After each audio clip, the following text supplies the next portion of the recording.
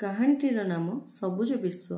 ହିରଣପୁର ଗାଁରେ ଏକ ଛୋଟ ପିଲା ଥିଲା ଯାହାର ନାମ ରୋହିତ। ସେ ଗଛଲତା, ଫୁଲ ଓ ପଶୁପକ୍ଷୀଙ୍କୁ ଖୁବ୍ ଭଲ ପାଉଥିଲା ଏବଂ ତାଙ୍କ ସହ ଖେଳିବାକୁ ପସନ୍ଦ କରୁଥିଲା।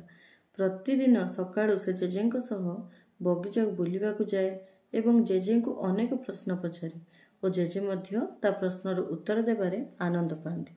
ଦିନେ ରୋହିତ ଦେଖିଲା ଯେ ତାଙ୍କ ଗାଁ ପୋଖରୀର ଜଳ ଅପରିଷ୍କାର ହେବା ସହ ପାଖ ଗଛ ଗୁଡ଼ିକ ଶୁଖି ଯାଇଛି।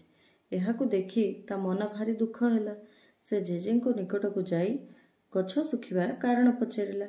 ଜେଜେ କହିଲେ, ଅପରିଷ୍କାର ଜଳ, କଳକାରଖାନାର ଦୂଷିତ ପାଣି ଓ ଧୂଆଁ ପାଇଁ ଗଛ ଗୁଡ଼ିକ ମରିଯାଇଛି। ଜେଜେ କହିଲେ, ଆମକୁ ପୋଖରୀ ସଫା କରିବାକୁ ହେବ, ତା ସହ ଗଛ ଲଗାଇବାକୁ ହେବ। ତାହେଲେ ଯାଇ ଆମେ ସମସ୍ତେ ଭଲ ଏବଂ ସୁସ୍ଥ ଜୀବନଯାପନ କରିପାରିବା। ଏହା ଶୁଣି ରୋହିତ ଗାଁ ଲୋକ ଏବଂ ତା ସାଙ୍ଗସାଥୀଙ୍କୁ ଧରି ପୋଖରୀକୁ ସଫା କରିଦେଲା।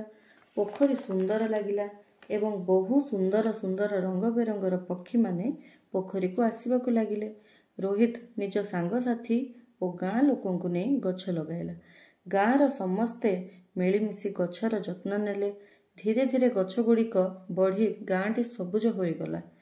ଗାଁର ପରିଷ୍କାର ପରିଚ୍ଛନ୍ନତା ଓ ଅଧିକ ଗଛ ରହିବା ଯୋଗୁଁ ଗାଁ ପରିବେଶ ଠିକ୍ ରହିଲା ଓ ଗାଁଟି ଖୁବ୍ ସୁନ୍ଦର ଲାଗିଲା। ଲୋକମାନେ ପୋଖରୀ କୂଳକୁ ଆସିଲେ ଏବଂ ତାର ସୌନ୍ଦର୍ଯ୍ୟକୁ ଉପଭୋଗ କରିବାକୁ ଲାଗିଲେ।